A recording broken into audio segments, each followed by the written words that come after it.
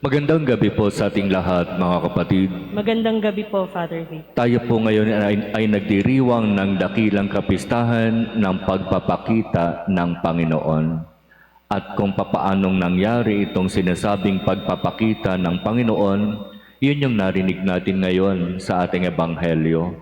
Sinasabi na mayroong tatlong pantas, tatlong marurunong na mga tao, mga matatalino, may aral. Ayon sa kanilang pag-aaral, sinasabi na doon sa Bethlehem ng Judea lilitaw ang tala. At yung tala na iyon ang magtuturo sa kung saan nandoroon ang sanggol na ipapanganak. At itong sanggol na ito ang maghahari sa sanlibutan. Kaya sinigurado nitong mga pantas na ito na yung kanilang research ay tama. Sinigurado nila na itong kanilang pinag-aaralan ay talagang halos nagtutugma sa kung ano ang sinasabi ng kalawakan, kung saan nandoroon ang mga tala, at kung ano ang sinasabi ng history, kung saan sila ay nandoroon sa tinatawag na kasaysayan. Kaya nung masiguro na totoo ang lahat ng kanilang pananaliksik at pag-aaral, nagdesisyon silang umalis sa kani-kanilang mga comfort zone para puntahan yung lugar kung saan ipinanganak ang sanggol.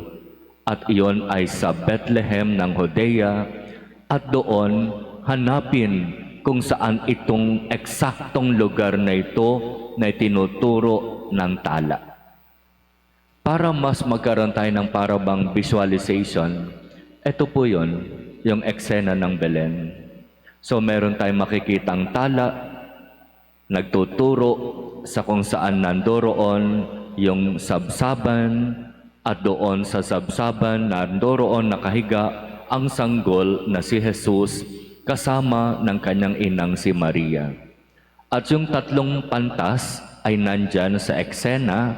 Sila yung sinasabi natin, tatlong hari. Pero kung magiging faithful tayo sa gospel, wala namang sinasabing hari. Ang sinasabi, pantas. Kaya yun yung pagdiriwang natin ng ating kapistahan. Ang dakilang kapistahan ng pagpapakita ng Panginoon sa mga pantas. At nung matagpuan ang sanggol, sabi ng Ebanghelyo, ang mga marurunong at may pinag-aralang tao, mga matataas na tao, kinikilala sa kani-kanilang lugar, nagpatira pa, lumuhod at sumamba sa sanggol. Ang hirap nun, yung tipong mataas kang tao, kilala ka, makapangyarihan ka, marunong ka, may pinag-aralan ka, magagawa mo bang magpakababa para lumuhod sa isang sanggol?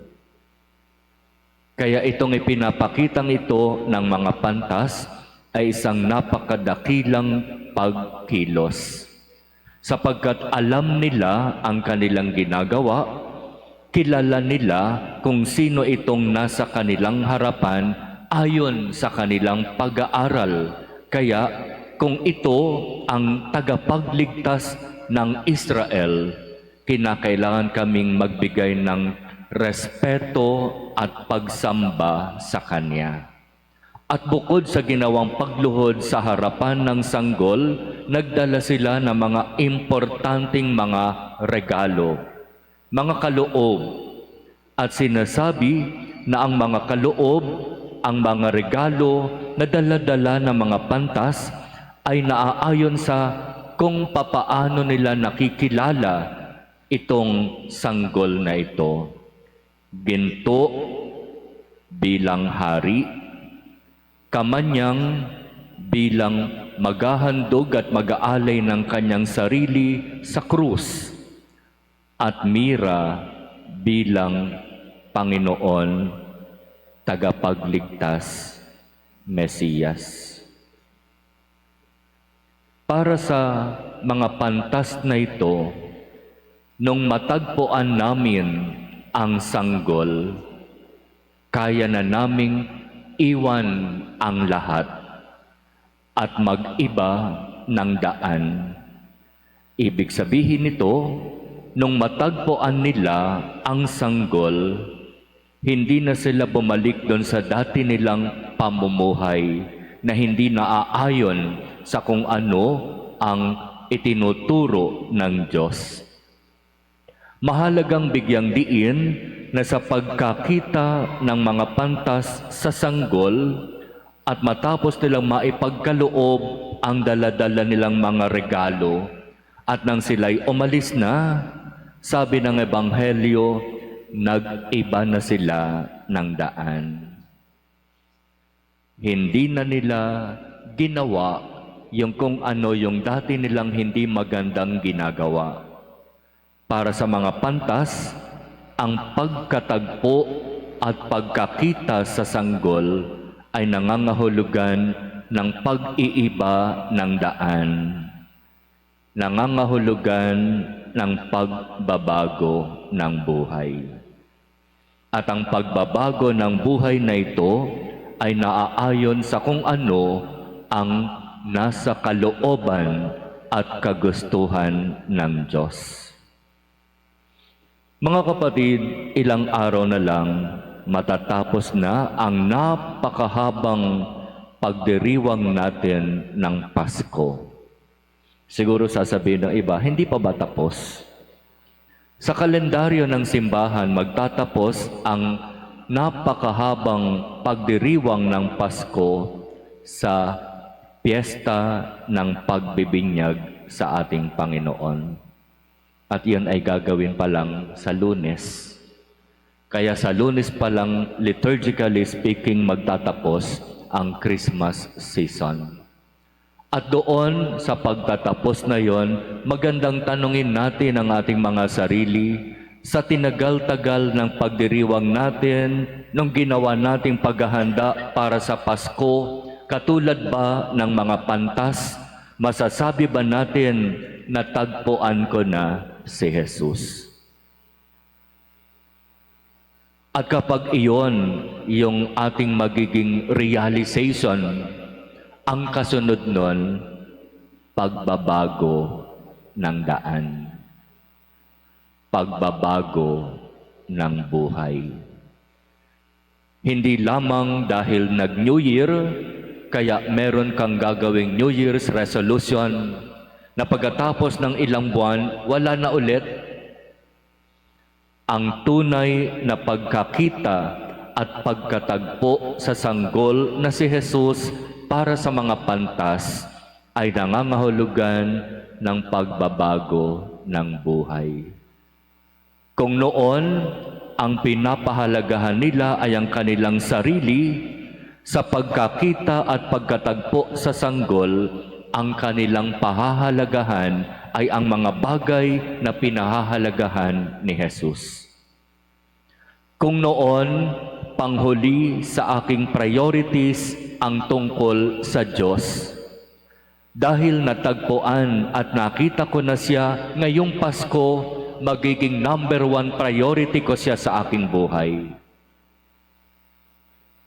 Kung noon, alam ko at malinaw sa akin yung mga kasamaan at kasalanang patuloy kong ginagawa, dahil nakita at natagpuan ko na ang sanggol na si Jesus ngayong Pasko, sa tulong at biyaya ng Diyos, tatalikuran ko ang masamang gawa na iyon.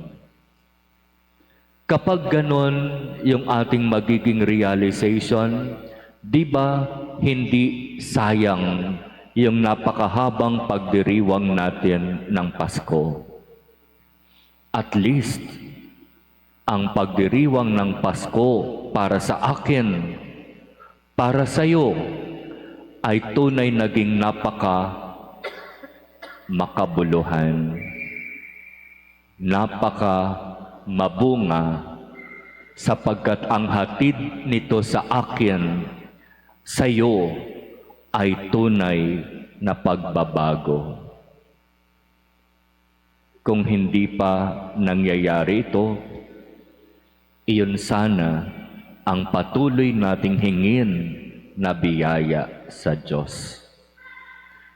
Kung tayo hanggang ngayon ay alipin pa ng kasalanan, hingin natin ang tulong ng Diyos na tayo'y tuluyang makalaya sa pagkakaalipin sa kasalanang ito. At alam mo yon, alam natin yon. Ano yung kasalanang paulit-ulit na nagpapabagsak sa atin? Ano yung kasalanan na alam natin na mali, pero patuloy pa rin nating sinasabi sa ating sarili, ito ang tama. Ipagkaloob nawa ng Diyos sa atin ang biyaya na tuluyang lumaya sa pagkakasala upang katulad ng mga pantas, makagawa tayo ng matinding desisyon sa ating buhay para mag-iba ng daan, para magbago ng buhay.